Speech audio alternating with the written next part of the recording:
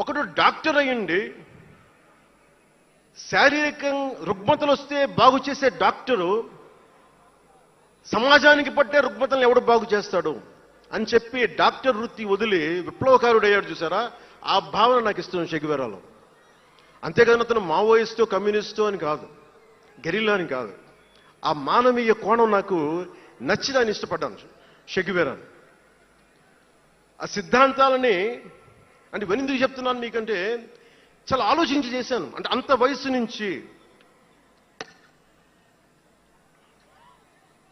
ఆ సిద్ధాంతాలని చాలా బలంగా విశ్వసించేవాడిని, ఆచరించేవాడిని కనుక, వాటి కోసం నిలబడేవాడిని కనుక, నిలబడినందుకు ఆ సిద్ధాంతాలు నన్ను దశాబ్దం రాజకీయ పోరాటం చేయగలిగే సత్తానిచ్చినాయి. ఈ రోజున 100% స్ట్రైకింగ్ రేట్తో జైకేతనాన్ని ఎగరేస్తున్నాం ఈ రోజునంటే జనసేన 7 మూల సిద్ధాంతాలే కారణం. అంటే మీకు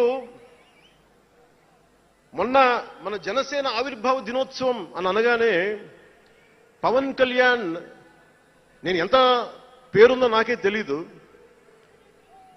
ఇంగ్లీష్ పేపర్లో కూడా రాస్తారని నా పేరు అనుకుంటాను అప్పుడప్పుడు. ఏదో నేషనల్ పేపర్లో ఢిల్లీ నుంచి ఎవరో తెలుగు జర్నలిస్ట్ పంపించారు, హిందీ జర్నలిస్ట్ పంపించారు నాకు. Pawan Kalyan changes his ideology left right and centre అని. అంటే వీడి అవసరాలకి ఎలా పడితే అలా మార్చేస్తాడని నాకు అనిపించింది. అలా ఎలా పడితే అలా మార్చేసేవాడు 11 సంవత్సరాలు పార్టీని నడపగలడా? 7 సినిమాలతోటి సూపర్ స్టార్డమ్ రాగలదా? నేను వద్దనుకున్నా ఓజీ అని అంటా ఉంటారు, అవన్నీ వస్తాయా? 2007లో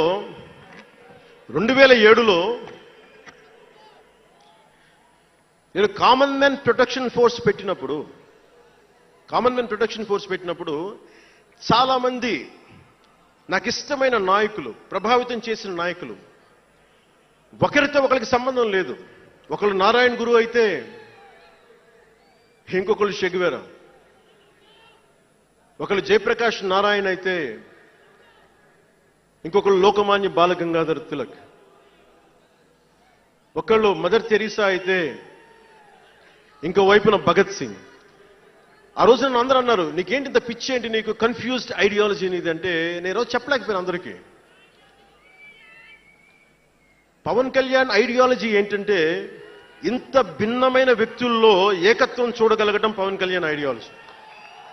ఆ ఏకత్వాన్ని చూడగలిగాం కాబట్టి ఆ 7 సిద్ధాంతాలు వచ్చినాయి. నాకు ఒక్కొక్కరిలో నాకు నచ్చిన అంశాన్ని తీసుకొని నాకు వ్యక్తిగతంగా బలం ఇవ్వడం చూశాను.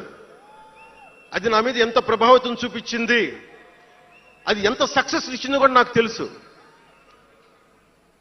అంటే నేను అందరిలాగా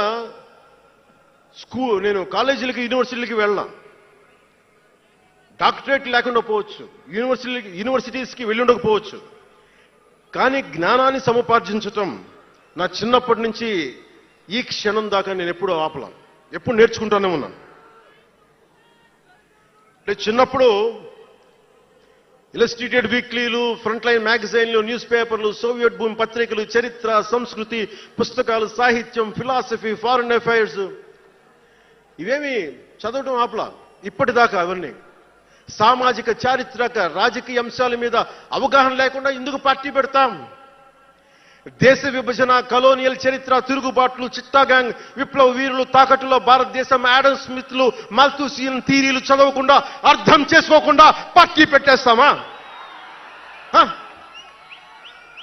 అంటే ఇవన్నీ ఇంత అవగాహన, ఇంత సామాజిక పరిజ్ఞానం సినిమాలు చేసుకునే వాడికి ఎలా ఉంటుంది అవగాహన అని? అదే కదా. అంటే దానికోసం ఎలా పుట్టాలండి? ప్రత్యేకంగా తెల్లగడ్డం వేసుకుని పుట్టాలా అండి? ఆకాశంలోకి చూస్తా తెల్లగడ్డం వేసుకొని సామాన్యుడికి అర్థం కాని లిటరరీ టర్మ్స్ తోటి మాటల్ని మాట్లాడాలా? పోనీ పార్టీ పెట్టాలి అంటే నాన్న ముఖ్యమంత్రి అయి ఉండాలా? మావయ్య కేంద్ర మంత్రి అయి ఉండాలా? బాబాయిని చంపించుండాలా? అని ఎక్కడ రాసిలేదు కదా. అంటే దశాబ్దం పాటు ఒంటరిగా పార్టీని మొయ్యాలి అంటే ఎన్ని తిట్లు, ఎన్ని అవమానాలు భరించాలి, ఎంత నలిగుండాలి, ఎంత జ్వలించుకుపోవాలి, ఎన్ని పోగొట్టుకోవాలి. వ్యక్తిగత జీవితం నుంచి నా ఆరోగ్యం దాకా అన్ని పోగొట్టుకుంటానే వచ్చాను. దానికి ఈ జయకేతనం నాకు ఆనందాన్ని ఇచ్చింది. ఎందుకు చెప్తున్నానంటే ఆరోగ్యం గురించి, నేను మార్షల్ ఆర్ట్స్ చేసేటప్పుడు 3 గ్రనైట్ రాళ్లు గుండెల మీద పెట్టుకొని పగలగొట్టించుకునేవాడిని. 3 9 ఏళ్ల పిల్లలు, 8 ఏళ్ల పిల్లలు ముగ్గురిని ఒకళ్ళని ఇలా పట్టుకుని ఇంకొకటి భుజాల మీద కెక్కించుకొని గుడుంబ శంకర్లో మోసుకొచ్చినంత బలం ఉంది. చూడటానికి బక్కగానే ఉంటా, కానీ బలం అపారం ఉండేది. అలాంటి నేను ఈ రోజున